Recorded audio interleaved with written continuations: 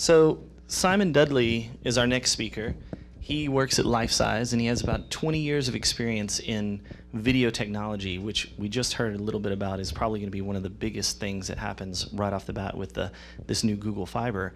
And Simon has this 20 years of experience in seeing this technology from its infancy into its widespread use today, and part of his job is to see it into the future and kind of evangelize this. So please welcome Simon Dudley.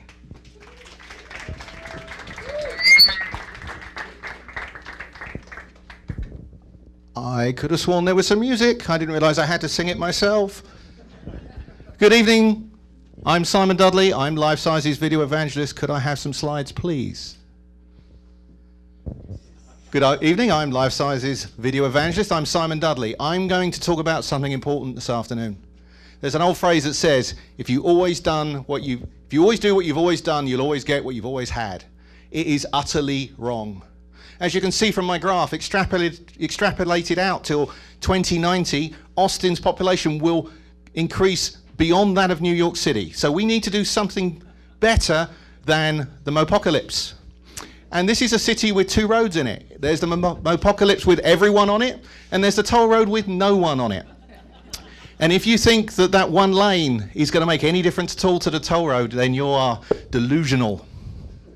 So let's look at some alternatives for this technology. We've got faster cars, but you're going to get looked at nastily at Whole Foods turning up in Thrust SSC.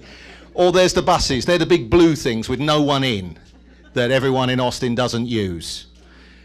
Neither of these solutions are going to work. So I believe very strongly that Google Fiber will be the most important new highway in this city for the next 20 years or so.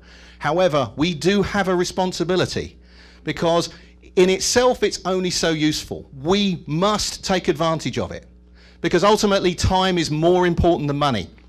I know we all think that money's important, but ultimately even Mr. Gates has exactly the same amount of time we do. You can always get more money. You can't always get more time, and we need to think differently. So if in your future you ever think that working harder is the answer, you are asking the wrong questions.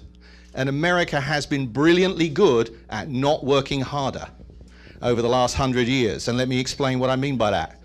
Productivity of American workers has increased by a factor of 4 since 1947.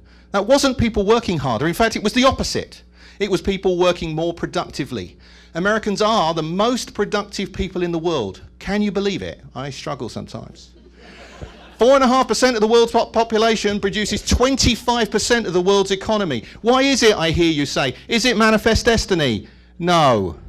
It's because Americans take on new technology better than anybody else. And by the way, these 20th century solutions, these trains, planes, and automobiles, they're no use, folks. Their day is done. That one in the middle's a train. I'm not certain. I mean, buses are rare, but trains here, really? Nothing. So we talked earlier about things like Moore's law. Let me tell you about Metcalfe's law. Metcalfe's law states that the utility of a network goes up at the square of the number of nodes in it. That means the more people who use a technology, the more people will be attracted to it. Think Facebook. Now, I don't know what Google Fiber is going to do for this city, but just like Benjamin Franklin said, when asked about balloons, he said, I don't know, what use is a newborn baby?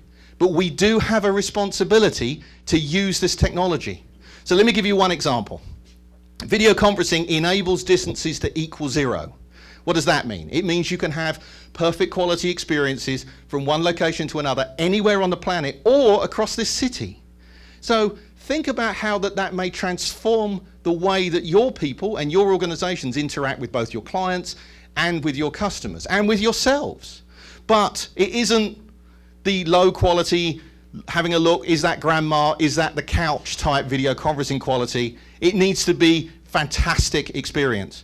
And by the way, folks, if you think, yeah, but I get a human connection because I put :sign close brackets on the end of my emails, that is not a human connection, folks. You have to do something different.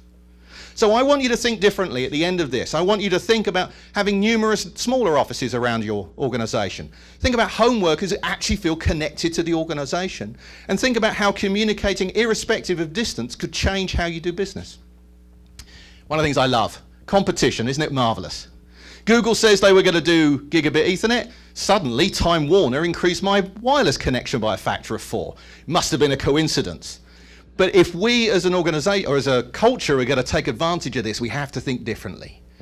To be willing is not enough. We must do new things. And that doesn't mean I'll get up at 5:30 to get on Mopac. So, working harder doesn't scale. No one in Austin is taking the bus. Sorry, Joe. And Google Fiber gives us a huge competitive advantage, but only if we use it. If we sit there and go, wow, that picture I got on Facebook helped, and he's faster now. No, no, no. We've got to think differently, and video conferencing is part of that. Lifesize is an Austin-based company, and we're heavily involved in that market. But ultimately, we're only one of the plethora of things that will make this city a real engine of our economy. Thank you very much for your time.